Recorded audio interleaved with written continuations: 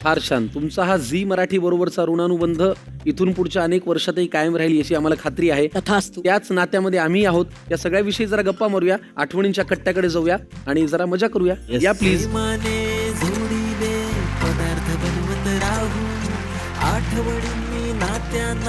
आठवणींच्या कट्ट्यावरती तुम्हा दोघांचं फार मनापासून स्वागत. तुझं आणि झी मराठीचंही नातं फार जुनं आहे आणि ते फार छान आहे. तर हे जुळलं कसं, कुठल्या मालिकेने जुळलं हे आम्हाला जाणून घ्यायला हवं. अरे दुरावा नावाची जी मालिका आहे ज्याची ओळख माझ्याबरोबर आजपर्यंत आहे.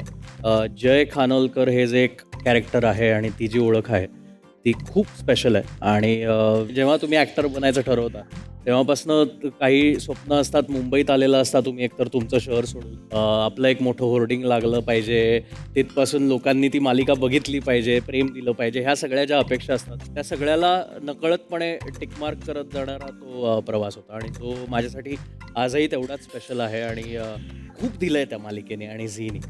सो घरी आल्यासारखंच फिलिंग असतं. या गप्पा आपण अजून पुढे नेऊया, पण त्याआधी जरा चहाचा घोट घेऊया.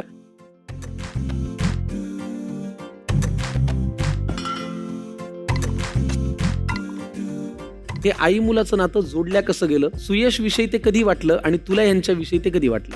मी आता 30 वर्ष काम करते आणि माझ्या आयुष्यात प्रत्येक कामानंतर परिवार जोडला गेला. परिवार जोडला गेलाय आणि तो परिवार मागे नाही राहिलाय. नंतर तो माझ्या पुढच्या प्रवासात माझ्या बरोबर आहे. म्हणजे अगदी फॉर एक्झाम्पल तू आणि मी माझी या प्रिया आपल्या झीवरचीच मालिका यात काम केलं. त्यानंतर खरं तर आपण एकत्र काम नाही केलं. असंच आपण छोट्या छोट्या वेळेला भेटतो. पण तरी असाच हा मुलगा माझ्या आयुष्यात आला.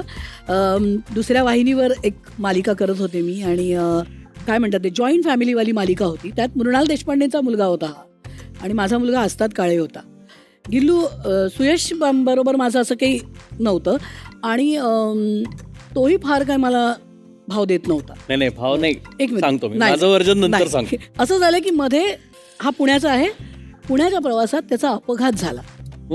हा आणि मी त्याच्या आईला फोन केला आणि खरं तर हा मुलगा माझ्या आयुष्यात येण्याआधी त्याची आई उमाताई माझ्या आयुष्यात आले. बरोबर. नकळत रोज फोन करणं, त्याची विचारपूस करणं, तो आल्यानंतर इथे त्याची काळजी घ्यायला सुरुवात करणं आणि मग हळूहळू खरं तर सांगायला मला तो मोमेंट किंवा दिवस नाही आठवत जेव्हा सुयशचा गिल्लू झाला. एक वाक्य आहे बघ की a child gives birth to a mother. Right. बाळ आईला जन्माला घालतं.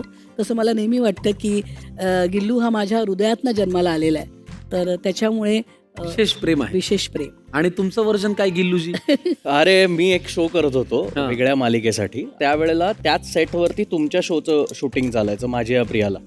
मी हर्षदाताई बद्दल बरंच ऐकलं होतं कारण मी वेगळी मालिका करायचो. सो तिचा एकंदरीत सेटवरचा दबदबा, तिच्याबद्दलची असलेली दरारा असं सगळंच ऐकलं होतं.